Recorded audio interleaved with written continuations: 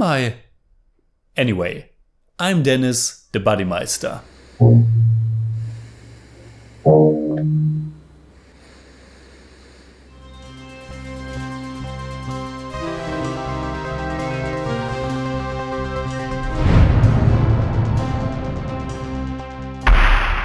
Servus Freunde, my name is Jimmy Cage. I have reviewed more than 400 indie movies on the channel, and this one is the very first in my new apartment. So here's to a bright and wonderful new adventure. Today's movie is of course Nanpakal Nerathu Mayakkam, the newest one by one of our favorite Indian directors, Lijo Jose Pellisserys. Someone who's always bringing a very unique style or perspective. I'm not a fan of all of his films, but even with the ones I didn't really connect with, I can say that they are at least interesting. Like his last one, Surely, which unfortunately I didn't really end up liking that much. Well, I can already tell you that I enjoyed Nanpakal Nerathu Mayakkam more. The title translates to A Midday Slumber.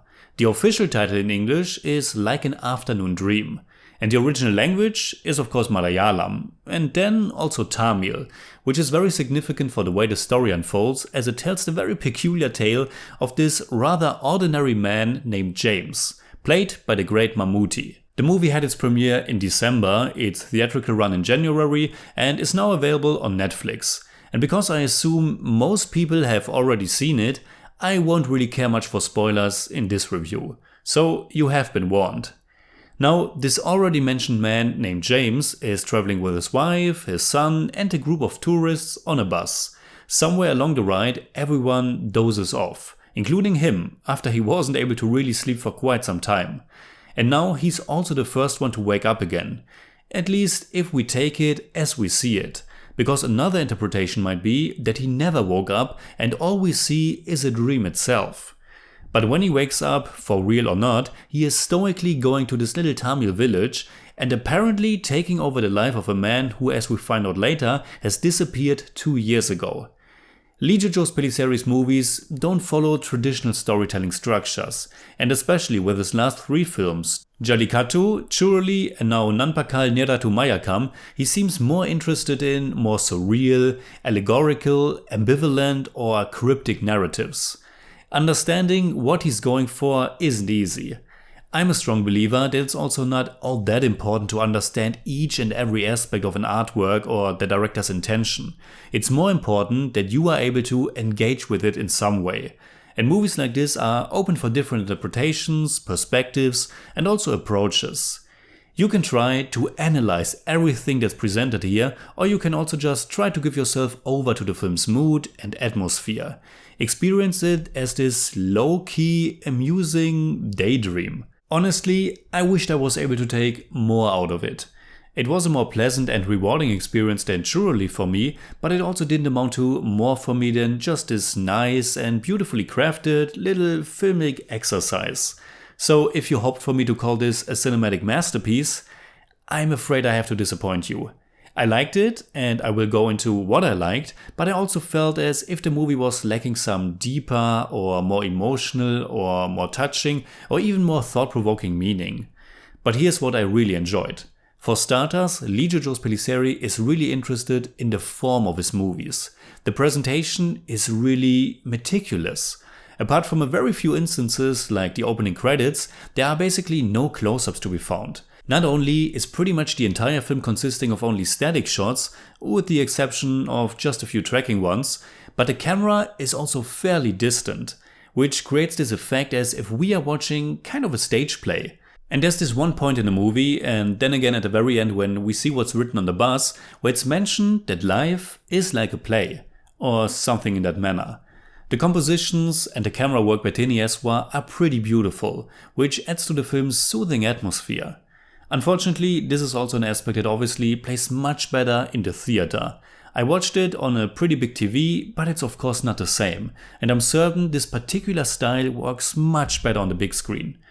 Another aspect that's at least partly lost on me is what Pellissery is doing with the language.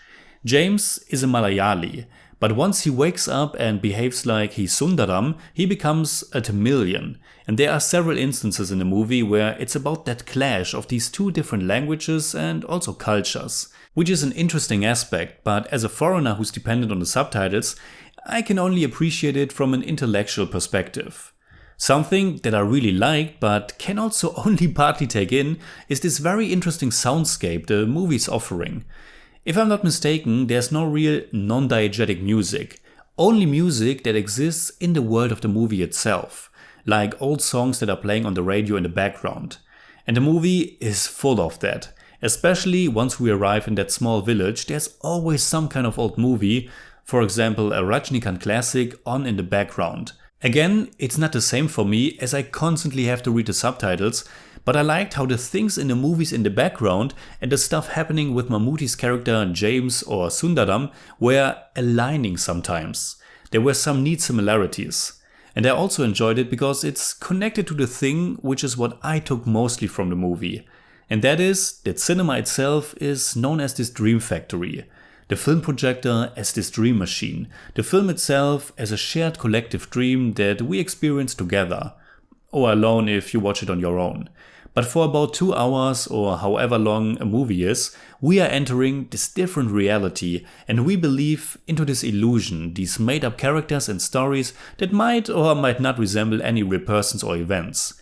And like in a dream, Mammootty's character is becoming someone else. But there was also something about all the constant background movie soundscape that spoke to me in a far simpler way.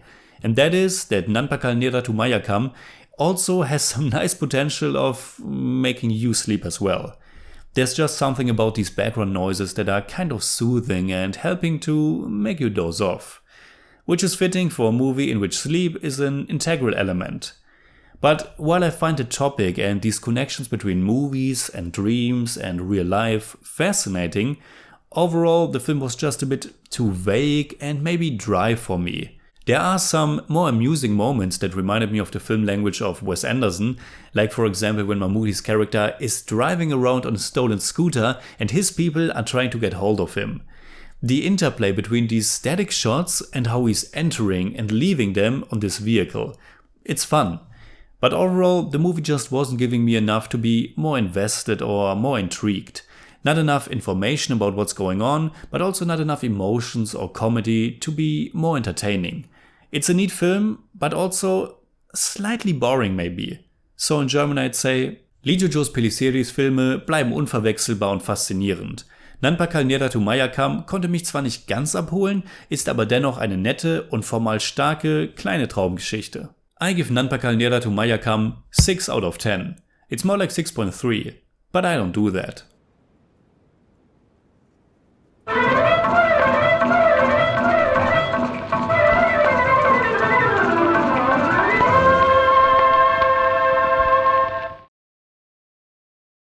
Alright, that's it like always. Comment below and let me know what you think about Nanpakal Nerathu Mayakkam.